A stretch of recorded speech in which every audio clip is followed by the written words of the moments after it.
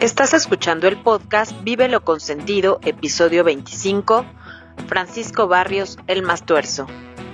Estamos muy contentas de estar en esta nueva etapa, iniciando este proyecto. Creemos que después de las experiencias vividas, es tiempo de aportarle algo a esta humanidad. Y por eso, queremos compartirlo contigo. La intención es hacer una verdadera comunidad para trabajar en la posibilidad de ser feliz. Inspirarte de alguna forma para aclarar tu mente. Y que cada situación que experimentes la vivas con sentido. Bienvenidos. Hola consentidos, ¿cómo están? Qué gusto verlos, qué gusto que nos escuchen, que nos vean. Hoy es un día memorable para Vive lo Consentido. Estamos muy contentos, muy contentas, Nadia y yo, por el invitadazo que tenemos. Cada uno ha sido especial para nosotras, pero este es como una medallita de oro para nosotros, como un premio, un privilegio que nos acompañe y que nos regale parte de su tiempo. Le doy la oportunidad a mi hermana para que lo presente porque es su súper amigo, pero me da mucho gusto que nos estén viendo. Hermana, ¿cómo estás? Muy bien, estoy muy contenta de estar en este lugar, que yo lo siento parte de mi vida, y con una persona también muy especial en mi vida. Pero bueno, lo queremos compartir con ustedes porque es alguien maravilloso. Y pues bueno, él es músico, ya lo están viendo ahí en la pantalla. Él es músico de protesta, ¿no? Cantor de protesta. Cantor de protesta. Y él es Francisco Barrios, el más tuerzo, que está aquí para compartirnos parte de su vida con la intención de inspirarlos a ser libres, de inspirarnos a ir construyendo estos momentos de felicidad que siempre les comento, ¿no? Y esa es la intención de Vive lo Consentido. Francisco Barrios, el más tuerzo. ¡Tarán! ¡Bravo! Bueno, la primera aclaración, bueno, no soy un cantor de protesta, soy un cantor de próstata. Perfecto. Sí, Okay. esto ya lo he dicho muchas veces, pero no sobra decirlo. Hago canciones, eso sí, y pues, ¿cómo te diré? Hay una canción que dice precisamente así: yo no soy un cantor de protesta, soy un cantor del amor desde la antigüedad. No soy bufón del rey, eso sí, le canto al pueblo, le canto al barrio, le canto a la vida. Pero a propósito de eso de la protesta, o de qué eres, haces canciones, cantas, eres cantautor, perteneces a la corriente de canción de autor, o así. Cada quien se significa de distintas formas. Yo básicamente pues digo que soy un hacedor de canciones y que las canto, y que de alguna forma intento involucrar mi trabajo, mi resultado artístico con otros resultados artísticos, y que así. No, muy claro. Está muy claro, sí está muy claro. ¿No? Sí. Oye, yo quisiera que antes de que comenzaras a platicarnos de tu niñez o de cómo eras antes de ser único y famoso y angelical para nosotros, ¿de dónde sale el nombre de Más Tuerzo? Bueno, yo nací y crecí en mi infancia, pues, los primeros 14 años en la ciudad de Tulancingo, Hidalgo. A una hora y fracción de la Ciudad de México. Y ahí, bueno, crecí en una familia de clase media, dicho de manera, digamos, sociológica, clase media baja, en donde tuve la posibilidad de acceder a cierta información, yo creo, como chavo, como niño, particularmente por mis hermanos mayores, ¿no? Y por supuesto mi madre y mi padre, sus propios oficios, ¿no? Una enfermera y otro músico, componedor, componedor de vitrolas y de fonógrafos, de radios, de bulbos y así, ¿no? Entonces, creo que crecí como un chavo, creo que, digamos, feliz, ¿no? Dicen por ahí que en las líneas de mis arrugas se ven la tristeza, pero en todo caso, creo que fui un chavo que fue triste, pero que supo de alguna forma modelar o de alguna manera esquivar el dolor o la tristeza, ¿no? O de alguna forma asumirla de una manera, digamos, híjole, suena contradictorio, pero sí, feliz, ¿no? Creo que en síntesis fue un niño feliz, mis primeros 14 años. Pese a una serie de tropiezos en la vida que, híjole, casi todos los niños y las niñas tienen, ¿no? En sus primeros años de vida, ¿no? ¿Los tropiezos? Sí, Ajá. tropiezos, ¿Cómo? ¿De qué no tipo? sé, no sé, por ejemplo, les cuento un tropiezo. Antier le Ok. contaba historias de terror a mi nieta, Ok. y a mi nieto, Juju, y a mi nieto Silvio. Les contaba historias de terror, y una de ellas es cuando en mi primero de primaria, mi maestra que se llamaba Ernestina, y una maestra que tenía bigotes, ¿no? Y no digo mala onda, tenía bigotes, ¿no? Y yo la veía como muy mala onda a la morra, ¿no? Una ruca amargada, siempre vestida de negro. Y justo cuando me pasa a leer una lección de lectura, a mí me tocó, eso siempre se me quedó, una que decía, ese oso sí se asea. Y aquí tengo tatuado. Ok, Es un tatuaje del maestro Sergio Arau que guardo con mucho cariño aquí. Y cuando yo estaba a punto de leer eso, yo sí podía leer, yo sabía que sí sabía leer. Es decir, yo lo recuerdo perfectamente. Pero la maestra algo hizo, me urgió, no sé. Y en lugar de leer, me mié. Y no solo me cagué también, ¿no? Chingón, así. ¡Guau! ¿No? Y bueno, obviamente la maestra me dijo, váyase para allá, váyase. Y me fui ahí a parar a la puerta del baño ahí, todo como castigado, cagado y meado, ¿no? No sé, debe haber tenido unos 6 años. Por ahí, ¿no? Llegó mi mamá por mí y muy amorosamente me dijo, ¿qué pasó, mijito? Y dije, pues me cagué, mamá. Y, bueno, no le dije así, le dije, caca, mamá. Y mi mamá amorosamente me cambió, en fin. Y me llevó, ya no entré a clases, vio que avisó con los maestros que me iba yo con ella. Y me llevó y me compró un helado. Y fui muy feliz. A ese tipo de cosas me refiero, cuando tienes un tropiezo. Pero hay algo del ser humano que te dice, híjole, gracias a eso brincaste el obstáculo, porque finalmente puede ser un trauma bien cabrón. De hecho, creo que lo fue, me armé y delante de todos mis amiguitos, no amiguitos, mis compañeritos, ¿no? Que en el fondo creo que todos o están muertos o no los recuerdo, ¿sabes? En fin. Pero ¿por qué estamos ahí? Pues porque en realidad fui un niño feliz, pero con ciertos, como se dice popularmente, se dice en el barrio, ciertos pedos. Exacto. Es decir, ciertas situaciones Eventos hediondas. que no... Hediondas, Exacto, ¿no? sí. Huele mal, ¿no? Sí. No, y bueno, si te hiciste caca, peor. Exacto.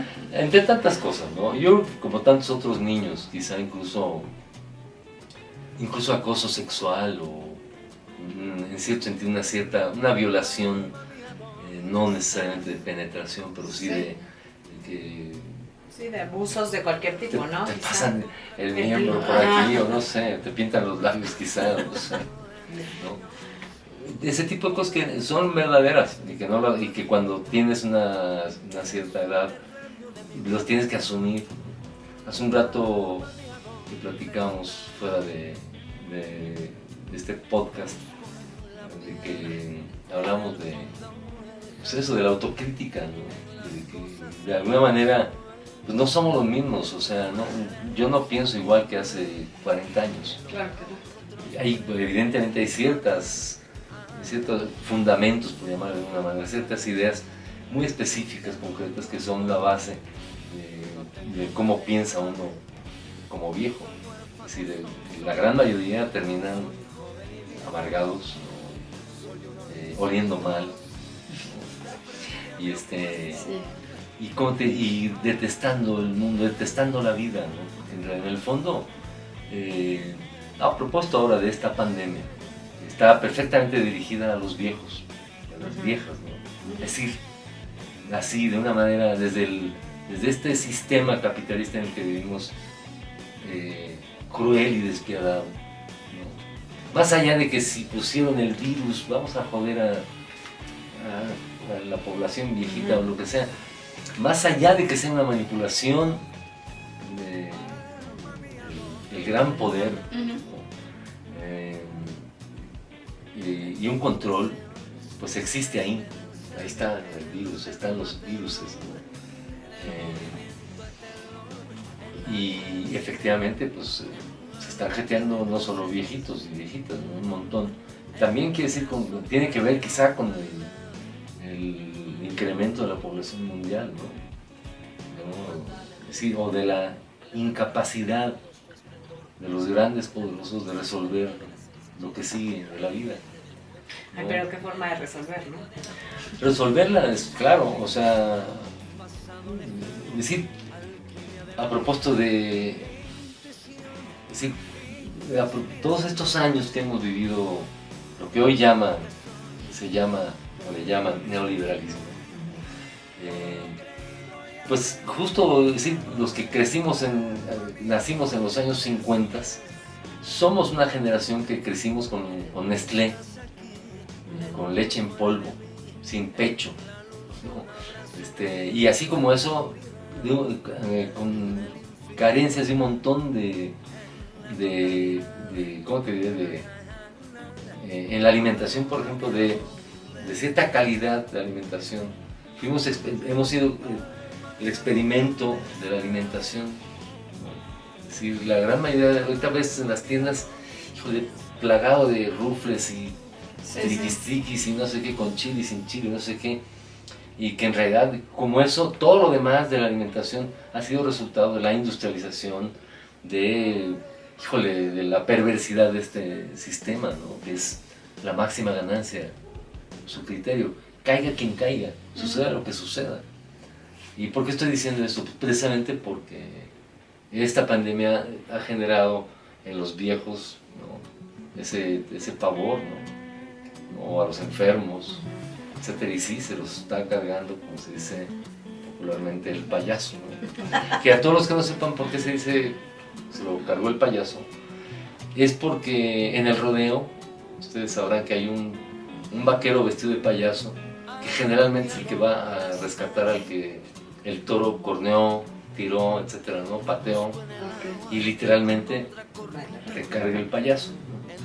Cantando. Bueno, pero nos estabas diciendo por qué el Mastorzo. Sí, o sea, ¿de dónde salió el nombre? Yo no sé por qué, así es la Te marihuana. fuiste acá bien. Así es la marihuana. Te fuiste, pero bien lejos. Bien chingón. Pero no Disculpen importa. ustedes, ¿eh? Lo Ustedes estamos disculpan. tratando de... Aprendan, nada más.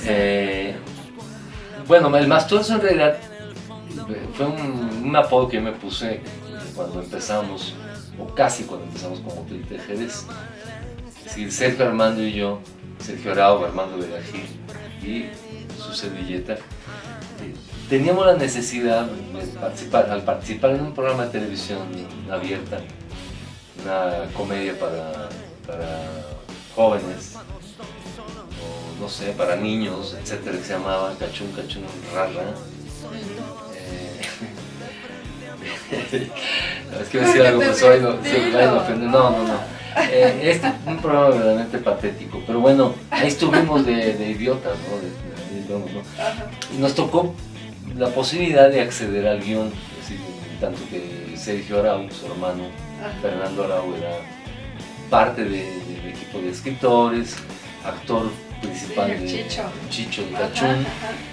Entonces, pues una de esas, cuando ya acordamos y ya estaba el guión y tal, estábamos sobre el guión, nos preguntábamos, ¿y cómo le va a decir el fulanito, el Jagger, cuando se refiere al Paco o al Sergio o al Armando? Se vea fresa, no se vea como fuera de lugar. Sí. Entonces, bueno, decidimos justo cada quien adoptar un apodo, ¿no? Que realmente significara, yo así lo siento, es como el personaje que estábamos creando en botellita, que era particularmente Sergio Arau, el Uyuyuy, Armando Vega Gil, el Cucurucucú, que tenían que ver con la cultura popular, el chiste del Uyuyuy, el pájaro Uyuyuy que aterriza y que no sé qué, ajá. El Cucurucucú, que es que nomás se vivo pudo llorar, Sí. Cucurucucú, paloma. Y el mastorzo, bueno, porque el mastorzo, la palabra mastorzo, es como que, ¿qué es eso? Y bueno, si te vas al diccionario, pues, es crucífera, de hojas redondas, flores acampanadas, blancas, anaranjadas. Pero cuéntanos de tu nana. A eso voy, mi amor. El tema es que, bueno, el mastorzo, pues así como tal, pues no dice nada. Entonces, la historia que me pide Nadia es precisamente que mi nana, que bueno, fue nana de toda mi familia materna, yo fui el último que crió y de chavito, muy chiquillo, quizás 5 o 6, menos, 4 años, me decía: Panchito, vete por la gallina al corral, hay un corral por allá atrás, donde tenemos una gallina o dos. Ajá. Y iba por la gallina y ya, pero la Ángela, Gelo, mi nana, me decía: vamos a darle más tuerzo. ¿Y en qué consistía? Ustedes se preguntarán allá en casita. ¿En qué consiste darle más tuerzo a una gallina? Es un acto verdaderamente patético. Precisamente le contaba a mis nietos, a mi nieta y a mi nieto, esas tantas historias de terror que hemos vivido. Pues sí, efectivamente, amigos y amigas ahí en casita, es retorcerle la cabeza, es decir, el cuello a la gallina, al guajolote, pollo, o sea, ¿no? A veces la ponía en el metate, ¿no? Y con un machete, ¿no? Entonces a veces se le escapaba la... Sí, salía sin cabeza. Sin cabeza, botándose. Amiguitos, ¿no? Amiguitas, imagínense la escena, una escena, pues, digamos, horrorosa, que casi que antiecologista, la verdad, ¿no? La gallina corriendo y botando sangre, chorros de sangre, hasta que ahora sí que se le acabó la gasolina. Entonces, sí. se le acabó la gasolina. Entonces yo de chavito de 5 años, así, vale, no te fuerte, ¿no? Pero era parte de mi realidad, en Tulancingo, allá en Tulancingo, un pueblo legendario, lleno de historias realmente terroríficas. Pero bueno, entonces, bueno, era darle más tuerzo a la gallina, más tuerzo a lo que se moviera, porque después ya en la secundaria, entre los morros, los compas, las preadolescentes, digamos, no sé, de 12, 13 años, decían: vamos a darle más tuerzo a lo que se mueva, en el sentido sexista. Ya. Y bueno, cuando a mí me toca escoger mi apodo, yo voy a esos recuerdos de muy atrás con mi nana. Y por supuesto percibo esa expresión como una expresión sexista, ¿no? Machista. Mi personaje era como el malo pero buena onda, traidorcito, pero es un cabrón. Era como, en términos de la actualidad concreta, sería la personificación de una especie de heteropatriarcado cabrón, pero buena onda. ¿Sí me explico, no? Un macho buena onda, un macho amoroso, querendón. Okay. Que de alguna manera, decir, el Uyuyuy era Sergio Arau, el Uyuyuy era el Uyuyuy, y se peinaba cada vez que sea. El Uyuyuy era el galán de los hogares, ¿no? Y el Cucurucucú era el que nomás se le iba en puro tomar, en puro llorar, y nomás se le iba, había un lenguaje ahí escondido sexista, nomás se le iba. Ustedes allá en casita me han entendido. Aprendan cosas. Me han entendido en ese lenguaje tan antiguo del sexista del... Oye, bueno, nuestro auditorio es de todas las edades, ¿eh? O sea, nada que amiguitos. Amiguitos y amiguitas, viejitos y viejitas, les mandamos un gran abrazo. Señoras y señores, te falta. Señoras y señores, etcétera, ¿no? Voy a asomarme si ya está, porque aquí tenemos una especie de convivio. Bienvenidas a la casa. Estoy revisando la comida, en lo que se ponen de acuerdo con el auditorio. Ahorita vengo, ¿eh? El teleauditorio. No, bueno. Bueno, nos está preparando una rica comida. Claro, cuéntales qué Está vamos a haciendo comer hoy. unas papitas que le voy a poner aceite de olivo. Una ranchera. Cocinando una ranchera con pimiento morrón. Ya preparó un pepino, le quisimos ayudar y no nos dio permiso. Sería excelente que vieran esta imagen que estoy mirando yo. Don Paco Barrios. Porque hablas en la así como, estufa. lo recuerdo perfectamente. Es que sí, estaría excelente. Bueno, aquí estoy ya. Bueno, ya regresó y... ¿a qué edad te viniste para la Ciudad de México? A los entre 14 y 15 años, es decir, llegué a los 14 años y cumplí 15 aquí. Llegué el 10 de junio, bueno, el 9 de junio de 1971. Allí en casita, si ustedes han visto la película Roma, Ajá. extraordinaria de película, hagan de cuenta, ahí estoy yo, ahí estoy metido por ahí. Yo llegué un día antes Ok. de esa época, ¿no? Ajá. Y desde entonces, bueno, llegué a yo le digo Tacubaya, pero en realidad era San Miguel Chapultepec. Porque nuestra área, digamos, donde nos movíamos familiarmente era pues, Tacubaya, Metro Tacubaya, Madacatlán, aquí en la Ciudad de México, amiguitos, amiguitas, allá en Bélgica que nos están viendo, bueno, Bruselas. Ojalá. No, por supuesto. Verás que sí, bueno, se va a llegar a Argentina, por lo menos. Yes. Así que sí. Saludos a Neuquén, Argentina, bueno, a todo el territorio de la República Argentina. Saludos, hasta allá.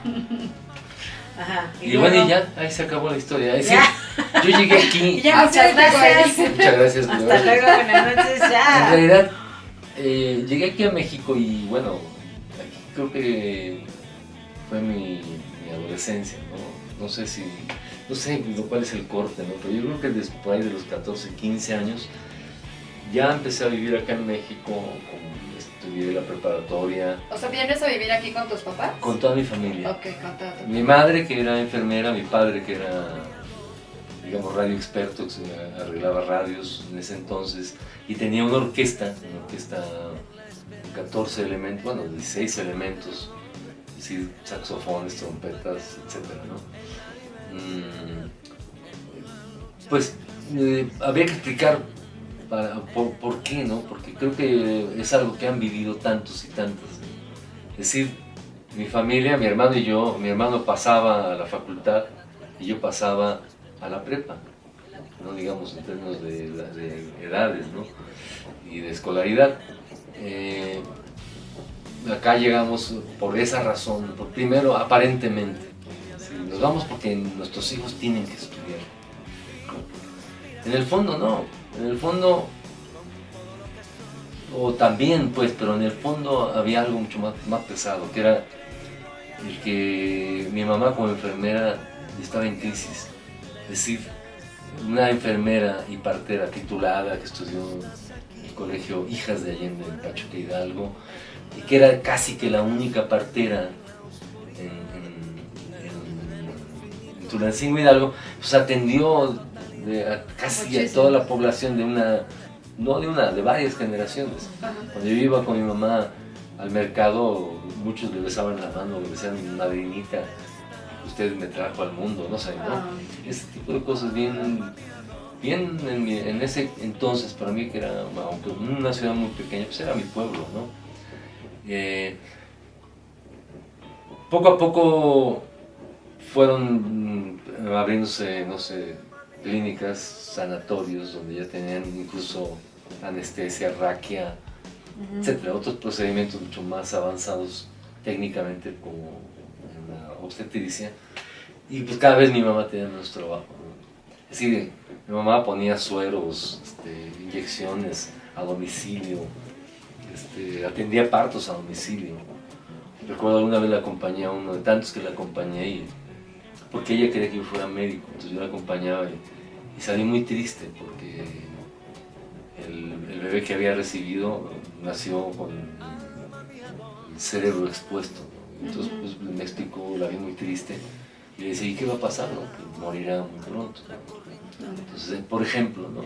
Era una morra metida, ¿no?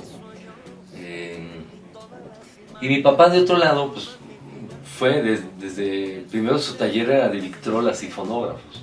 Después la tecnología avanzó en pocos años, era radios de bulbos, ¿no? Planchas, licuadoras, después radios de transistor, pero después ya no podía mi papá, porque ya no sabía cómo eran los mecanismos del transistor. Sí, la tecnología lo nos rebasó, ¿no? Y por otro lado aparecieron otros talleres mucho más sofisticados, ¿no? En fin. Y de otro lado la orquesta, era una orquesta de 16 elementos, pero de pronto durante 4 o 5 años que duró la orquesta, después ya había grupos de 3 elementos que cobraban menos de la mitad de lo que cobraba la orquesta, entonces ya no tenían trabajo la orquesta, ¿no? Entonces, pues en el fondo fue una crisis económica que nos trajo a México, ¿no? a sobrevivir. Mi papá llegó acá, se incorporó a un resguardo federal de valores, se llamaba la dependencia, y se convirtió en parte de una patrulla, es decir, de un grupo de custodia de altos jerarcas de la Secretaría de Hacienda, ¿no? Mi mamá quedó desempleada y a los pocos años falleció, ¿no? Es decir, hubo una decadencia, ¿no? Ahí en su vida, creo yo, muy joven, a los 56 años. Sí, muy joven.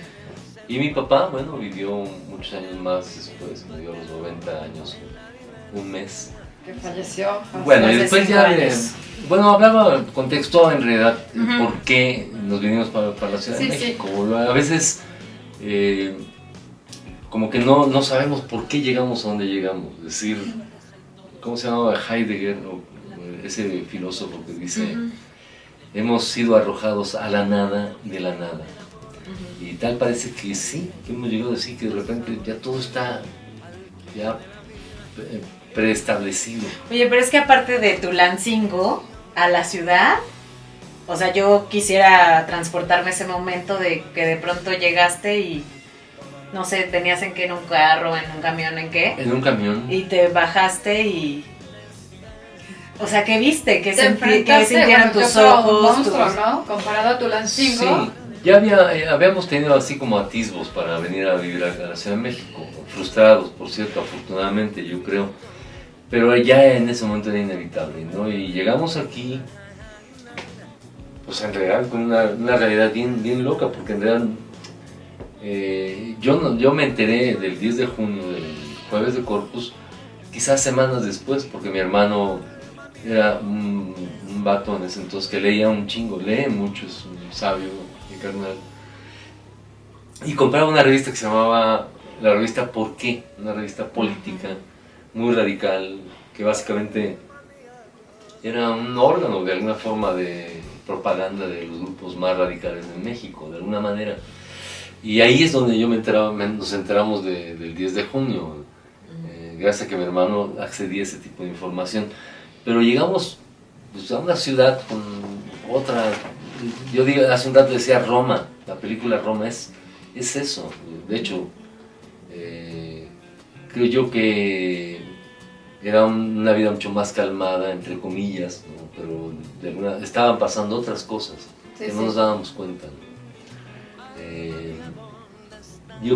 Al barrio que llegamos, ¿no? Pues le llamamos Tacubaya, pero en realidad es un punto intermedio entre lo que es los barrios más, en esa época un poquito más pesados, que eran, no sé, la colonia América, la colonia Garza, que estaba un poco hacia el periférico ahí, pero nosotros estábamos más cerca, digamos, de la Condesa, digamos, para que se ubiquen allá. Como que estabas entre la parte, ahora como que entre la Nice y la que está pegada al metro, ¿no? Y así. Pero nos tocaba el barrio duro, en el fondo era parte del, es decir, el mercado del Chorrito estaba a la vuelta de la casa, ¿no? A 2 calles, ¿no?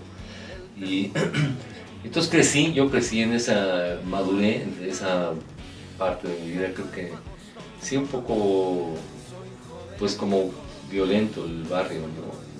Pero a la vez nos acogió bien porque armamos luego una banda a tocar, ¿no? Una banda que se llamó Campirano Blues Band, donde pues, cantábamos covers de la época. En ese entonces, para ubicarlos allá en casita, acaba de morir Jim Morrison, acaba de morir Janis Joplin, acaba de morir Jimi Hendrix. El Festival de Gusto, que era algo así apoteósico para muchos de nosotros, ¿no? Por primera vez fumamos marihuana, de alguna manera nos prohibieron ir al Festival de Avándaro, a mi hermano y a mí, porque decían, no, es que va a ser un desmadre, todo, ¿no? Y lo escuchamos por radio, lo escuchamos hasta que Ricardo Ochoa, del Peace and Love en ese entonces, dijo, chinga su madre el que no cante, y que cortó todo. Cortaron todo, en fin. ¿Qué más? Pues el contexto era ese, de cuando yo llego a la Ciudad de México y comienza una, creo yo, para mí en lo personal, comencé a encontrar salidas a algo que me importaba, que era hacer música, tocar, cantar. Pero, bueno, decías que estudiaste la prepa. Llegaste más o menos como para entrar a la prepa. Y entré a la prepa casi directamente, bueno, no tan directamente, pasaron algunos meses porque estaba desfasado los calendarios. Y al entrar a la prepa, viví una prepa muy feliz en el sentido de que estuve en 4 preparatorias becado por la UNAM, al 100%, no pagaba nada. Y pues porque era muy estudioso, la verdad. Al final sí eché la hueva y casi, ya porque ya me valía madre, se me quitaban la beca, ¿no? Entonces, pero creo que la pasé bien. Y ahí fue cuando viví también el conflicto, ya estaba trabajando en el Banco de México. ¿A los cuántos años entraste al Banco de México? Entré primero a la Secretaría de Hacienda y Crédito Público, después mi compadre Alfredo Rodríguez. Él se salió tantito antes de trabajar en la Secretaría de Hacienda y en la Dirección General de Pagos, atrásito del Palacio Nacional, es decir, del área, digamos, de la presidencia, de la puerta del lado derecho. Atrás entrábamos por corregidora y fui empleado durante 1 año y cachito en ese lugar. Pero mi compadre se sale de ahí y ya éramos compadres. Entonces me dijo, compadre, vente, estoy en el Banco de México. Entonces fui a hacer examen. Y ya te quedaste. Y me quedé en el Fondo de Garantía y Fomento para la Agricultura, la Ganadería y la Avicultura. FIRA. Fideicomisos instituidos en relación a la agricultura. Amiguitos, allá en casita. ¿Verdad? Pero ¿qué creen? Que precisamente en el año 82... Mientras tanto, bueno, yo estudié la carrera de Antropología Social en la Escuela Nacional de Antropología e Historia y precisamente mi primera tesis era sobre el proceso de sindicación de los trabajadores bancarios. Cuando me corren, porque hicimos el sindicato, pues justo aparece esa posibilidad. Yo venía ya cantando con el grupo Los Nacos desde 1976. Pero en ese 82 aparece la gran posibilidad de Botellita de Jerez. Armando Vega Gil me invita a ser parte del grupo y pues comienza otra etapa, ¿no? Creo que fue una etapa mixta, ¿no? Con el grupo Los Nacos y el grupo Botellita de Jerez, pues de eso fue mi realidad durante todo el 83 y el 84. Y después ya yo me salgo de Los Nacos y me quedo como Botellita de Jerez nada más. Y desde ahí para acá, o sea, he sido botello durante 37 años. Y bueno, Botellita ya murió, está en La Nube. Amiguitos, allá en casita, visiten La Nube y llevarán gratas sorpresas con una agrupación que se llamó así, Botellita de Jerez, en donde orgullosamente pertenecí. Oye, pero... ¿Pero qué? Pero lo que pasa es que te quiero hacer esta pregunta porque justo lo que platicábamos hace rato que estábamos fuera de Cámara. fuera de los amiguitos. Amiguitos, amiguitas. Que es una decisión, bueno, no sé, pero yo siento que en estos tiempos y en otros tiempos mucha gente se queda con el, ay, tengo un trabajo y voy a trabajar todos los días y tengo un sueldo seguro y entonces ahí me quedo. Pero mucha gente no es feliz con lo que hace. Claro. Entonces yo la verdad es que sí, yo admiro de ti esta parte, ¿no? De que trabajabas en el Banco de México y que pues por todas las circunstancias que se empezaron a dar, al final elegiste lo que en realidad te hacía feliz, que es la música, y que el resto de tu vida eres músico y te dedicas a esto y le entraste con todo y no te importó no tener un sueldo seguro cada 15 días o cada mes, no sé, y que entonces eres lo que eres por esas decisiones. Sí, es efectivamente así como lo has detallado. Es decir, fue una decisión compleja. Es decir, yo en ese momento vivía con Elia Crot, la mamá de mi hija Valentina. Mi hija Valentina tenía alrededor de 1 año. Yo estaba involucrado en el movimiento sindical bancario desde, ¿qué será? 1978, 79, por ahí. En el que un grupo de compas hicimos una célula que empezamos de manera clandestina a decir, queremos un sindicato, ¿no? Uh-huh. Y sí, era renunciar a la estabilidad económica. Exacto, Yo vivía con una estabilidad chida, es decir, nunca tenía un problema de que no tengo para algo, siempre tenía para lo que necesitaba, porque tenía un sueldo seguro, prestaciones, Pues bonos, sí, un montón de cosas. posibilidades, ¿no? Uh-huh. Pero justamente eso, yo creo que mi formación o mi deformación respecto a este sistema de mierda, allá en casita, amiguitos, este sistema de mierda en el que vivimos, que se llama capitalismo, pues como que precisamente ciertas lecturas, ciertas compañías, de esas malas compañías, amiguitos y amiguitas, malas compañías que te influencian, ¿no? Y que te conviertas en no sé, en un disidente de este sistema, en donde no solo quisieras salirte, ¿no? Sino incluso destruirlo en la medida de lo posible. Un sistema absolutamente inhumano. A veces no es tan, en general, no es perceptible eso, ¿no? Pero este capitalismo que vivimos es el despojo, es de verdad el hambre de una manera muy atroz, de tal suerte que, bueno, lo estoy diciendo de una manera muy amplia, pero muy grande, así. El sistema. Muy general. Sí, pero es real, sencillamente hay algún momento en mi vida, o muchos momentos en que me voy convenciendo en que yo no encajo en esta chingadera. Que las instituciones que hacen posible esta vida, como el matrimonio, la familia, etc., en el fondo para mí son absolutamente cuestionadas. Que no creo en la familia como tal, que me parece una hipocresía, ¿no? Cuando que en realidad vivimos una familia disfuncional en un porcentaje muy alto, y en donde no se reconoce esa disfuncionalidad, por ejemplo, ¿no? Uh-huh. O donde el matrimonio como tal, un contrato social, cada vez me parece más absurdo, donde cada vez más se refuerzan tus ideas de lo que leíste de Eric Fromm, uh-huh. Ser y no tener, ¿no? Etcétera. O sea, si pasaste por ahí, es inevitable decir, no mames, o sea, yo soy, tengo nada, pero soy. Claro. ¿Sí me explico? O sea, dejas de ser. Y sin embargo, este mierda sistema lo que te está proponiendo siempre es acumular, tener, ¿no? Cosificar la vida, ¿no? Así que como darle un significado de lo que eres a partir de lo que tienes. Exactamente. Así. Exactamente. Te ven como te tratan, eres, etcétera. Sí, todo sí, eso que ya sí, sabemos. Sí.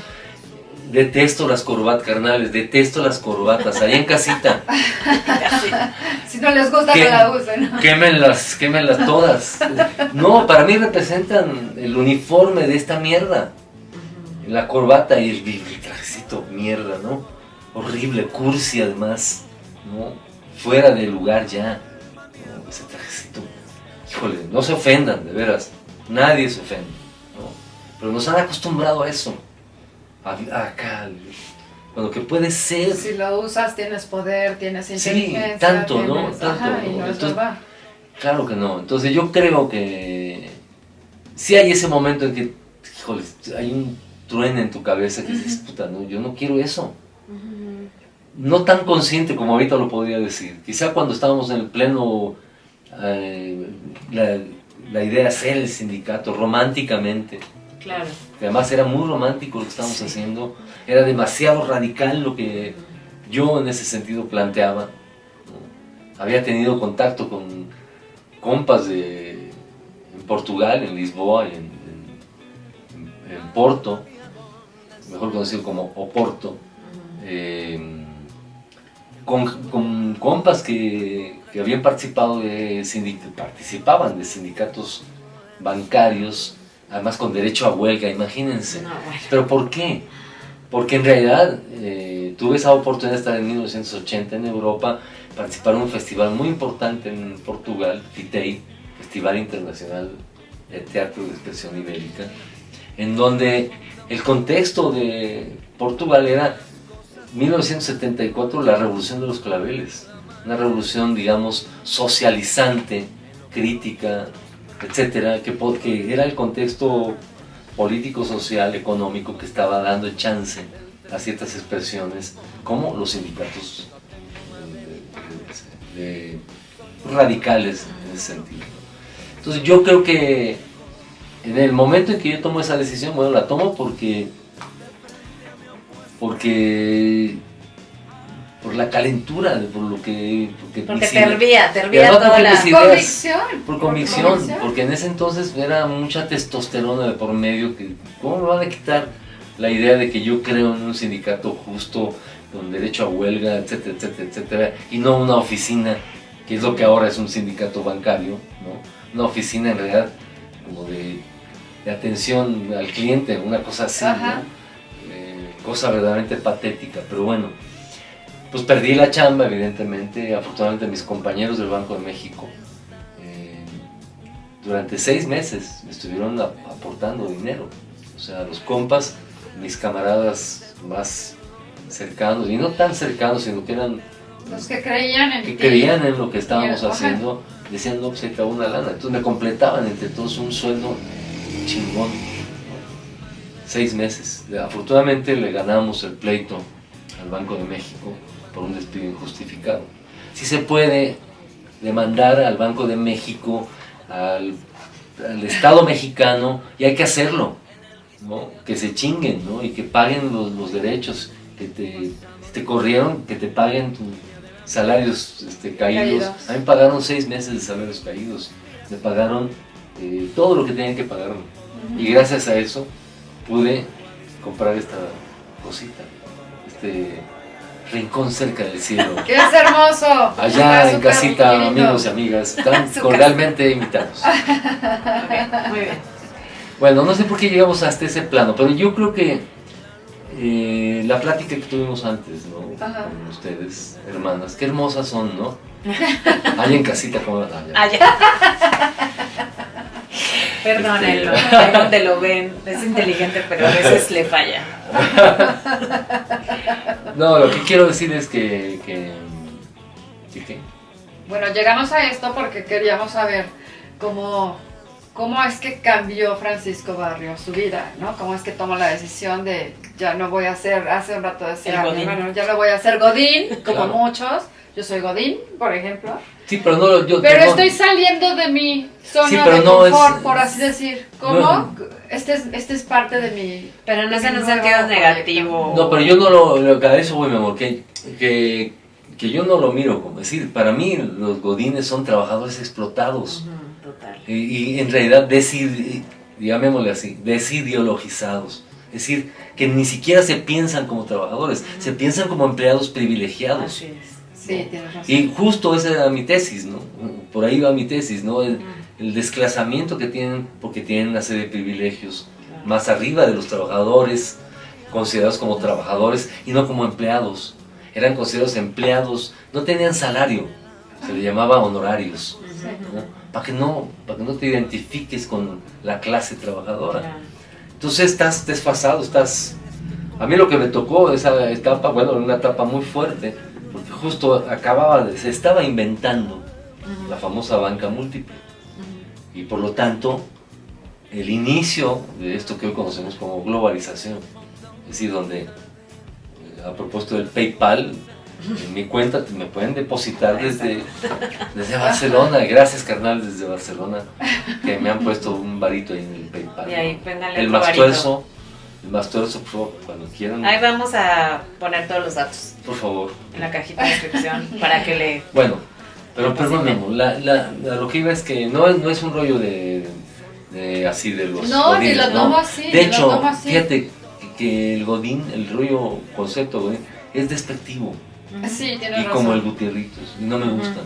Tienes Porque en razón. realidad son compas trabajadores que se chingan de verdad, ¿no? Se chingan los ojos, se chingan la vida, ¿no? Vestidos de traje precisamente, porque tienen que aparentar algo formal. Híjole, no todos, ya no. Digo, si ahondamos en el tema, ya no. Ya hay muchos Qué bueno.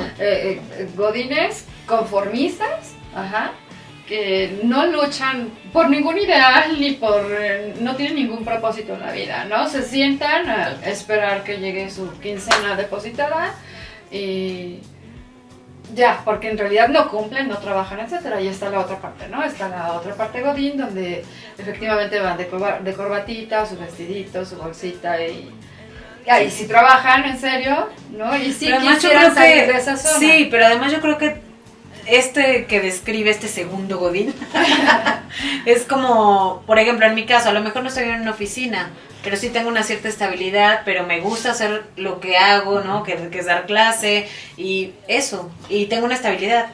Por supuesto, además seguramente yo recuerdo a mis compas del Banco de México, del FIRA, que muchos disfrutaban su trabajo, lo gozaban. Híjole, ¿cómo te diré? Pero yo veía a la telefonista, por ejemplo, que se aventaba turnos larguísimos escuchando. Y yo decía, es que esto hay que regularlo. Y esto solamente con un sindicato, ¿no? Que diga, a ver, no puedes estar contestando el teléfono más de 2 horas. Tienes que quitarte la diadema, ir a descansar cuando menos 1 hora, porque hay estudios respecto a la audiometría o esto a saber. Sí. En fin, y como eso, un montón de otras cosas, ¿no? Pero bueno, yo digo, dejo a un lado el tema de ser burócrata, ¿no? Yo fui también burócrata en la Secretaría de Hacienda, ¿no? Y vi ese rollo, como te diré, de esos que dices que eran realmente, que me decían, no los atiendas, ¿no? Tranquilo, o sea, atiéndelos despacito, si no se malacostumbran, ¿no? Sí. Cuando atendías yo iba a atender a la ventanilla a los profes que venían a cobrar su sueldo de no sé cuándo, y decían, no, tranquilo, no, déjalos que, a mí me dicen que sufran, ¿no? Casi, ¿no? No lo resuelvas, sino al rato que vamos a hacer, ¿no? O mañana ya no, si lo terminas todo hoy, mañana ya no vas a tener trabajo. No, yo como soy hiperactivo, yo tenía la fortuna de que mis amigos, yo les ayudaba a mis amigos, tenía mi trabajo y le ayudaba al almacén, ¿no?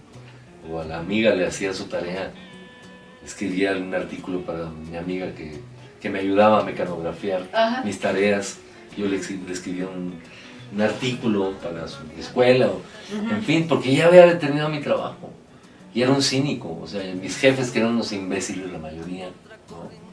Ignorantes, vestidos de corbatita, que nada más se cuelga la medallita. No, además se sentían chingones, eran una bola de ignorantes y pendejos, ¿no?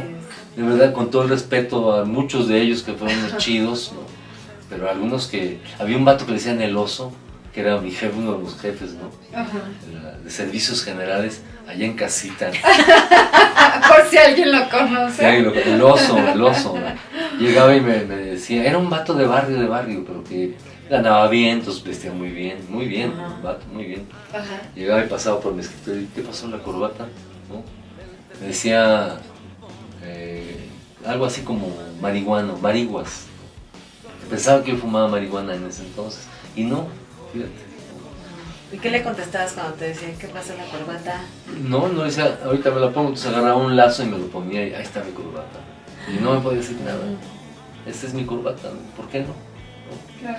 Después ya cuando me ascendieron, sí, me puse corbata, me compré 2 trajecitos, era el jefe de No te muchos imagino. compas. Sí, fui jefe de un montón de compas y en un área muy chida que se llamaba divulgación técnica y publicaciones. Entonces ahí se encargaba el personal de editar libros, folletos, libros, propaganda, etcétera, ¿no? Y fue mi última chamba y ¿no? Mi último momento. Fui cajero, mensajero, fui todo, chofer, etcétera, ¿no? Ujú.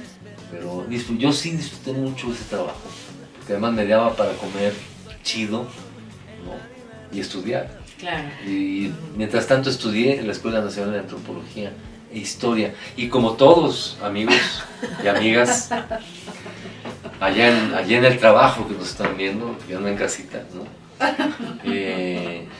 Pues ¿cómo les diré? Es una vida muy feliz, ¿no? Darse cuenta de esa realidad, ¿no? Y poder contarla, ¿no? Poder contarla. La verdad, para mí, el sobrevivir ese rollo, esa burocracia, digamos, ¿no? Del Banco de México, de acá, ¿no? Fue bien chido. Pues aparte Hice es buenos parte del compas. aprendizaje, ¿no? Claro, Sí. por supuesto. Como que tenías que haber vivido eso para poder tomar la decisión esta de seguir tu sueño, por así decir, tu proyecto, lo que más te gusta hacer, que es... Hacer canciones y cantarlas y muchísimas cosas más. Sí, sí, sí. Este sistema de caca, ¿no? Nos limita a una sola cosa. Eres contador o eres médico. Así No, es. somos un chingo de cosas y se nos da la gana. Sí. Me encanta hacer videos, me encanta producir cosas, ¿no? Si me contratan para la producción, yo voy y les ayudo a hacer la producción. Me explico, ¿no? Aunque no me contratan. Cámara, yo les ayudo y ya. cámara. Y así, o sea, creo que lo básico que soy un vato que hace canciones, que las canta y que hay un montón de otras cosas que hago para lo mismo, ¿no? Videos, programas, ahora con la pandemia, pues eso, online, lavar los cacharros del desayuno, cocinar, trapear, barrer. Bueno, hoy más o menos, antes de que llegara me di una pasadita. Sí, ya, revisamos. Y más o menos, sí, porque a veces parece aquí peluquería, ¿no? Pero por la colamocha, que es una gatita, los que no conocen a la Sí. colamocha, bueno, Por allá anda. Por ahí anda. Entonces tengo que, ya saben, ¿no? Parece peluquería de gatos. Ajá. Y ya, Y ya. así. Además, porque veo en vuestro, el nombre de vuestro podcast, Ajá. con sentido. Sí, darle sentido a tu vida. Hay algo que creo que quizá, no sé si pueda cerrar esto o queremos hablar más, pero alguna vez en la Escuela Nacional de Antropología e Historia, esto lo he contado algunas veces, y creo que para mí siempre es ilustrativo y siempre viene a mi memoria un maestro que admiré mucho. Éramos 7, 8 alumnos en su clase, en una clase que se llamó Teoría del Poder, del maestro Raúl Montalvo, en paz descanse. Y él nos hizo una pregunta muy chida, nos dijo, a ver, ¿ustedes cómo se sueñan?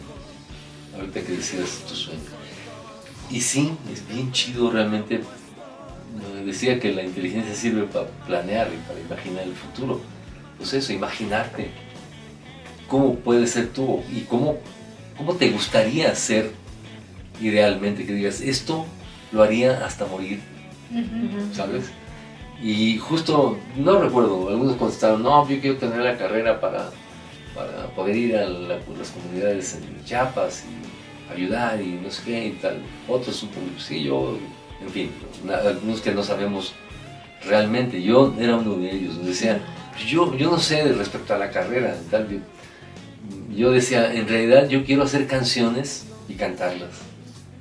Y todo reflexionaba como una segunda idea, bueno, y si la antropología social me posibilita herramientas para hacerlo un poquito mejor, pues qué mejor, ¿no? Claro. Y eso es lo que en ese entonces soñaba.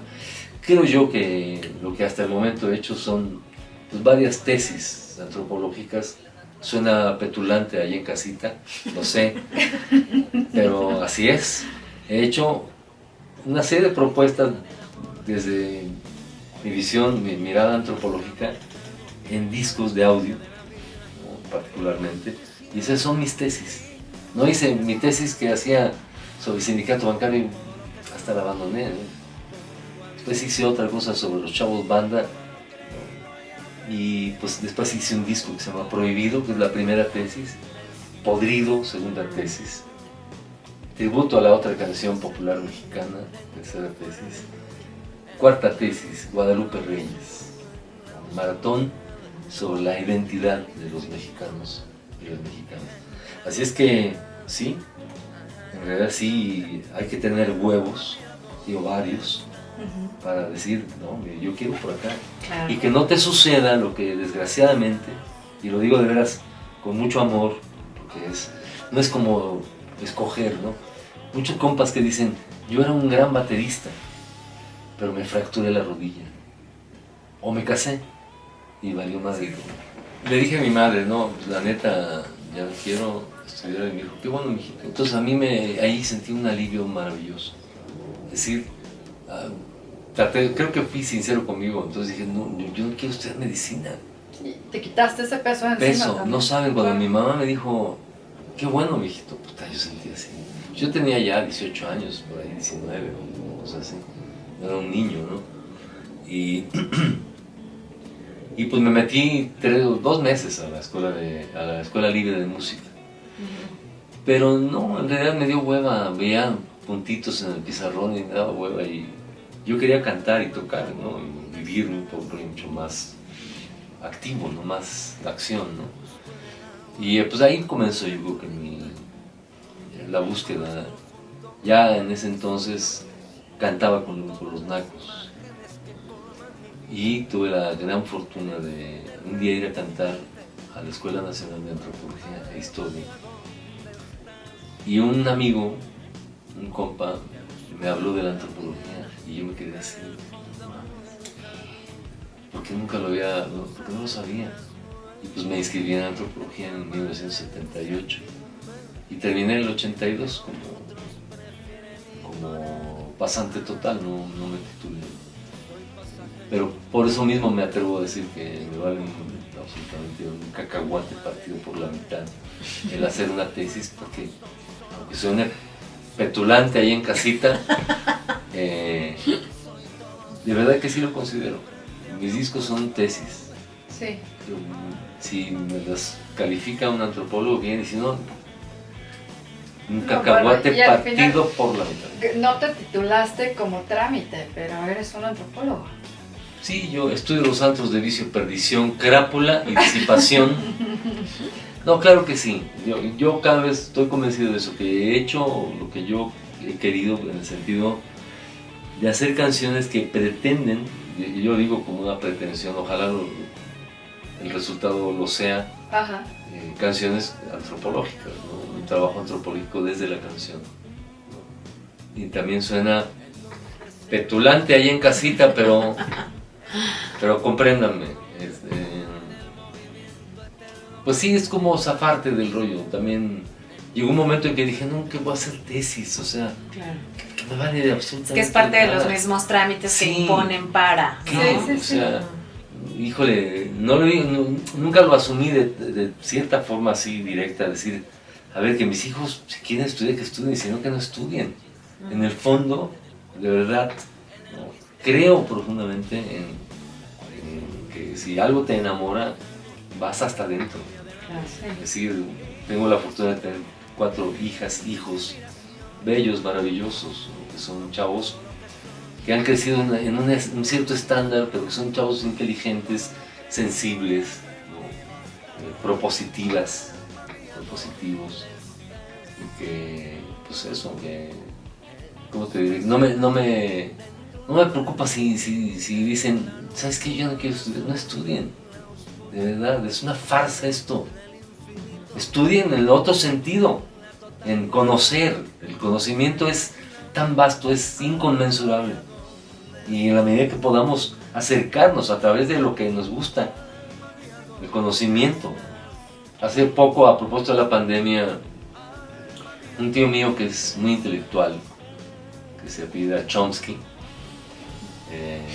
sí, ya sé, allá en casita vemos varios sobrinos, varias sobrinas de Chomsky, pero decía el compa, decía que la educación, a propósito de la educación, tendría que ser ahora, que por cierto a mí no me gusta la palabra educación, prefiero enseñanza, aprendizaje. Ajá. Educación me late como que se eduquen los perros, ¿no? Sí, claro. En fin, es decir, que se adiestren a cierto, ¿no? Pero no los seres humanos, que aprendan los seres humanos, que enseñen, ¿no? Decía Chomsky, explicarle a un niño cómo, por qué, una serie de planteamientos, yo así lo entiendo, planteamientos problemáticos, digamos, ¿por qué un mosco en la lluvia no se moja? Siendo que un mosco, si una gota de lluvia respecto a un mosco sería como una tonelada de agua para mí. Claro. Sí, claro. ¿Por qué no se mojan, sabes? Entonces ya el hecho de plantear la pregunta, así lo entendí yo de lo que decía Chomsky, es bien profundamente cabrón para el conocimiento de un niño, Sí. de despertar en el fondo en realidad la curiosidad, ¿no? De decirle, mira, vamos a pensar sobre esto, ¿no? A ver, reflexionemos, ¿no? Y de ahí vendrán un montón de teorías, ¿cómo te diré? Hipótesis y más que yo digo ya incluso hechos comprobados, saberes ya concretos, okay. ¿no? Porque no sé, porque el agua cae a 9.8 metros sobre segundo al cuadrado, bueno, eso es Sí, porque las secundario. probabilidades de que el mosco pase abajo de la gota cuando Sí. va cayendo a una velocidad de Sí, charalá, charalá, pues es que es toda una reflexión. Claro. Exacto, Sí, sí, entonces así entendí yo esa propuesta del maestro de nuestro tío allí en casita. Chomsky. Saludos, Chomsky, tío, saludos. Saludos. En fin, yo creo que eso es lo que miro yo, chamacas hermosas, de verdad. Así que, pues gracias por venir a esto. Nosotras así calladas escuchándote Y fascinantemente. ya no quiero hablar. Gracias. Yo ya no quiero hablar, pero no, sí voy a hablar. Voy a hablar y voy a decir que, pues que estoy muy contenta de escucharte porque cada vez es que de verdad, bueno, cada vez que yo escucho lo que hablas, o sea, es que con las palabras sé lo que estás sintiendo, lo que has vivido, cómo se ha transformado tu vida, ¿no? Y a mí me gusta tener este espacio justo para que la gente vea historias como la tuya, ¿no? Gracias. Y se inspire a que no le dé miedo, porque es algo con lo que nosotras constantemente estamos platicando aquí en el podcast, de que la gente tiene miedo de tomar decisiones, de aventarse, de ser feliz, de pensar que su felicidad depende de alguien más, o sea, no. Y justamente todo lo que platicamos de ti, de tu historia, tiene que ver con el no miedo, con el buscar una felicidad totalmente que viene de ti, no de nadie más, ¿no? Y que así has ido forjando tu vida. Y eso para mí es, bueno, de admirarse, como siempre. Y pues que estoy como muy contenta, agradecida, porque nos diste chance de venir y hablar contigo. Y que además a mí me gustaría decirle a los consentidos, allá en casita, que escuchen toda la música que haces, porque realmente son unas tesis de verdad. Porque la gente no se da la oportunidad de escuchar otro tipo de música más que justamente lo populacho, lo que hay Pues diariamente, lo lo toda la cotidiano, ¿no? mercadotecnia, todo lo comercial, Exacto, todo es muy... y mucho del hueco, ¿no? Sin un contenido. Bueno, qué bueno que lo digan, digan ustedes, ¿no? Porque a veces cuando uno lo dice parece aún más arrogante que decir que mis canciones son Exacto. tesis o que mis discos son eso, tesis de antropología. No, y además yo creo que sí se necesita, y lo tengo que decir, mucho callo mental como para a veces entender a lo que tú escribes, ¿no? Sí, y sí, lo voy a decir porque a mí me ha tocado, a mí de verdad cuando yo empezaba a escuchar, de pronto yo empezaba a analizar y decía, ay, ¿esto qué quiere decir? Y ya qué se enfoca y no sé qué. Y hay ciertas explicaciones en los toquines que tienes que escucharlo para saber hacia dónde vas. De hecho, eso que llamas explicaciones, yo le llamo marcos teóricos conceptuales. Exacto. Ajá. De sus tesis. De sus tesis. No, de lo que voy a decir, no de pronto, porque en realidad es tratar de abundar sobre un tema, no es explicar la canción. Nunca, jamás. Es decir, como explicar un cuadro, ¿no? El cuadro es, si lo entendiste, o si lo disfrutaste, mejor dicho, chingón. Así es. No hay ninguna explicación de ningún cuadro, como de ninguna canción. En fin, y yo creo que, pues que sí, que lo que has dicho es muy, muy real, muy verdadero. Hace relativamente poco alguien me decía, híjole, Mastro, eso es que tú dices que le cantas al pueblo, que le cantas al barrio, pero híjole, yo te admiro, pero no es así. Tú le cantas a un grupito, me decía, ojalá le cantaras al barrio, y yo le decía, ojalá le cante al barrio, verdaderamente al barrio, que es el que escucha todo lo que suena, que ese es lo que llaman comercial, digamos. Y no es que nuestro trabajo no sea comercial, ha sido comercial. Todo el trabajo que de alguna manera se vende es comercial, pero el criterio es más bien, lo entiendo, sí, ¿cómo te diré? Ese hueco que hay en la propuesta o así, ¿no? Ajá. Además yo creo que debe de haber una transformación del barrio. Claro, por supuesto, ¿no? Y además, sí, no tampoco subestimar al barrio, porque también, o sea, tampoco es con peras y manzanas, o sea, la canción también implica abstracción, metáfora, imágenes, y si lo entiendes bien, y si no, no importa. Claro. De verdad, yo lo creo. Sí me gustaría tocarle a más banda, a muchísima más banda. Me gustaría haber estado en el Festival Cervantino alguna vez. Nunca pudimos estar con Botellita, ¿no? Porque estuvimos en ese periodo que ahora llaman neoliberalismo, ¿no? Claro. ¿Cómo vamos a invitar a Botellita? Porque los venga a pervertir a nuestros jóvenes bien portados de Guanajuato. Pues, ¿no? Sí. En fin, ¿no? Entonces yo creo que pues eso, que mi pretensión es sí cantarle al pueblo. Es decir, mi canción está dedicada al pueblo explotado, jodido, etcétera, aunque no me escuchen. Para mí es un poco documentar el desastre, dejar documentos desde la estética de la canción, en donde realmente se plasme algo que diga que yo no estoy de acuerdo con esto que estamos viviendo, claro, con ciertas cosas que estamos viviendo, con ciertas sí estoy de acuerdo y reivindico esto y esto también, y de alguna manera me encargo de decir esto, es que esto está feo. Pues es que la vida es tan subjetiva, ¿no? La vida es, o sea, tú piensas, tienes una percepción, yo tengo otra, pero yo creo que sí hay que abrirnos un poquitito el panorama como para aceptar nuevas propuestas y opinar también y no tener miedo a decir lo que pensamos, claro. Pero justo les comentaba ayer a alguien y decía, es que hay que escuchar más y hablar menos. También. Cuando se tenga que hablar, hay que escuchar mucho antes, ¿no? Y leer más, prepararnos, ¿no? También hace un rato hablábamos de la ignorancia y también esa es parte del pueblo, también esa es parte del barrio que a lo mejor no entiende, pero que lo va a entender. Pues sí, es que es tan complicado eso, suena hasta feo eso de que no entienden, ¿no? Si hay entendimiento. Pero no entendemos. Quizá, mira, no lo comprendemos. Vayamos a un ejemplo concreto, ¿no? por decir algo.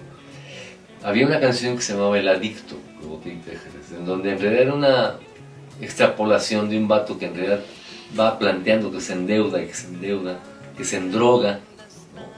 Y que en el coro dice, ay, las drogas no las puedo dejar, ¿no? Y en realidad se refiere a las drogas económicas, que presta para la orquesta, que al final te cuesta, que el refrigerador, abonos, etc. Y un día unos chavos nos mandan un video, donde el video lo único que hace es un vato meterse drogas. en drogarse. No, bueno.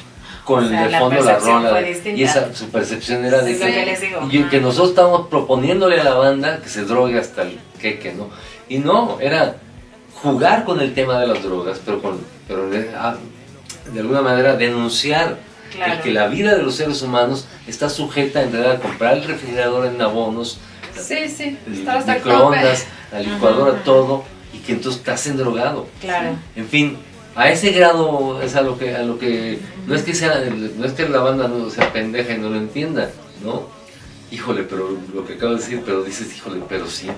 Pero sí. No entienden, ¿no? Entonces hay que ser muchísimo más claros, es decir, casi literales, ¿no?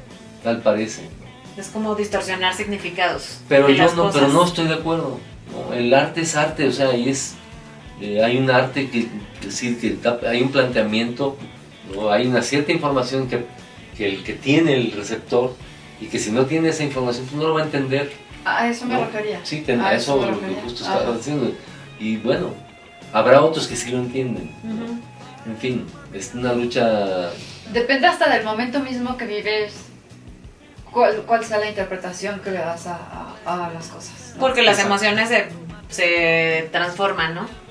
Pues sí, Con, de la, alguna con las personas, con lo que vives, ¿no? O sea, las Sí. circunstancias No se sé, muestran lo pienso Sí, distintas. pero como- también, mira, hay una cosa que yo creo, mira, lo que tú vives, lo que cada quien vive es, digamos, correspondiente a tu estatus económico, a lo que tú... Personalidad, gusto. Tantas lo que cosas, quieras. ¿no? Ajá. Pero muy importante, lo que determina todo lo demás, pues es cómo te encajas Ajá. en el aparato, digamos, económicamente hablando. Si eres empleado, trabajador, si eres intelectual. Ujú.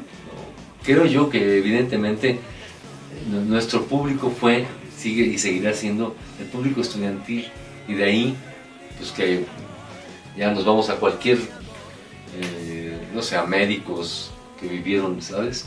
Es decir, yo me he encontrado compas, voy manejando en algún momento y compas policías, ¿no? Vestidos ¿cómo se dice?, de tránsito, y que me dicen, más tuerzo, y sí, estacionate ahí, te cuido tu Súper coche, raro. ¿sabes? Ah, qué chido. Y me dicen, es que tú cantaste conmigo en la huelga cuando la UNAM estaba en el CCH Azcapotzalco. Ok. Y ahora soy policía, pero soy buena onda y no sé qué, ¿sabes?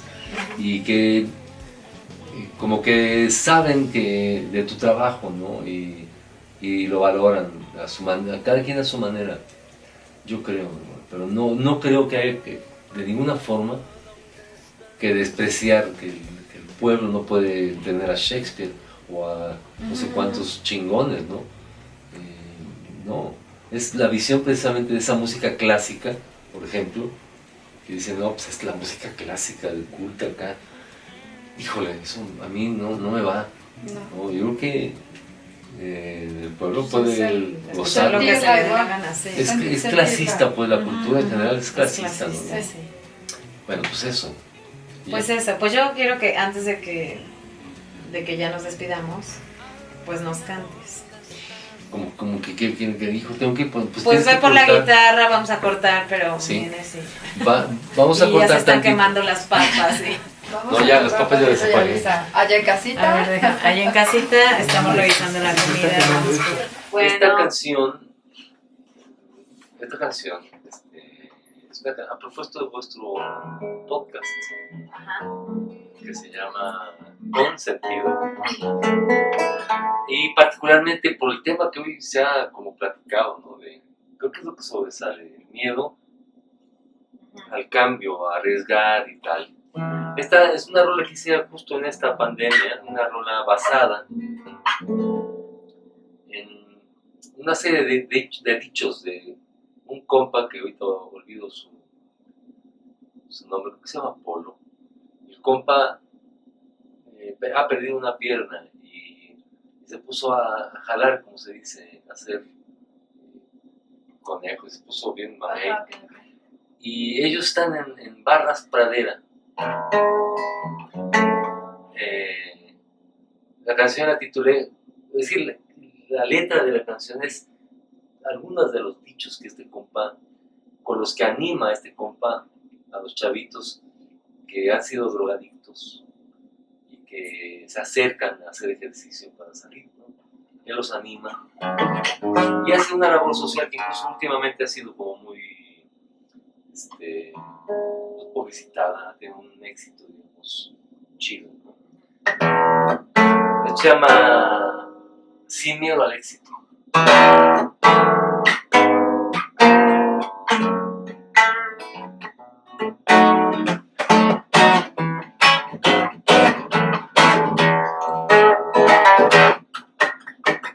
Cámara, enséñales, sin miedo. Es sin miedo al éxito, papi. Eso. Otra vez para arriba. ¡Ulala! Chulada.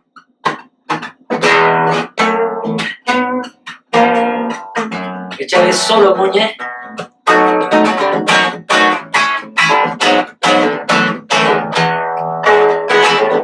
Agárrese, machín.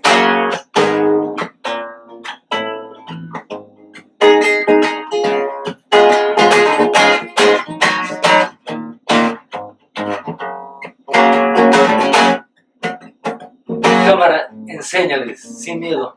Es sin miedo al éxito, papi. Eso, mira. Otra vez, para arriba. ¡Ulala! Chulada. Piensa en tu nena. Piensa en tu ex. Piensa en tu nena. Piensa en tu ex. Es sin miedo al éxito, papi.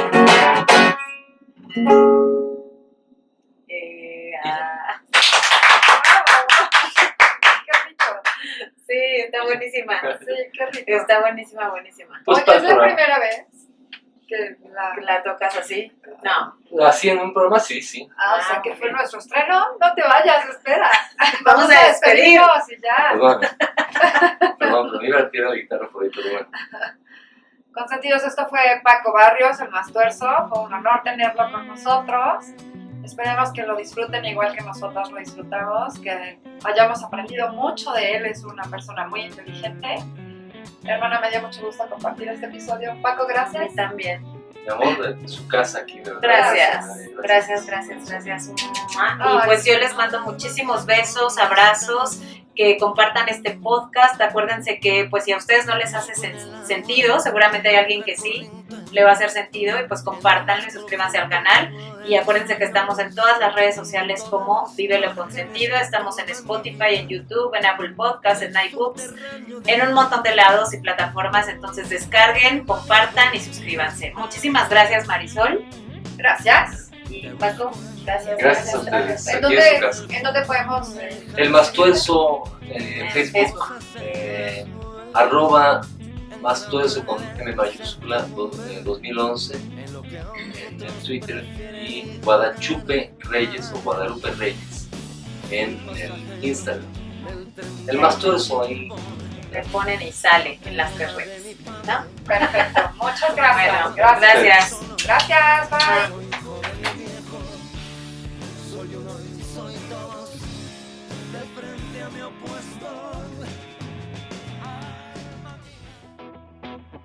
Vívelo con sentido. Somos Marisol Sáenz y Nadia Sáenz.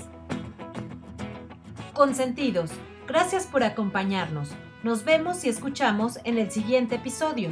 No olvides compartir este podcast para que llegue a las personas indicadas. La vida no tiene sentido si no compartes lo que sabes.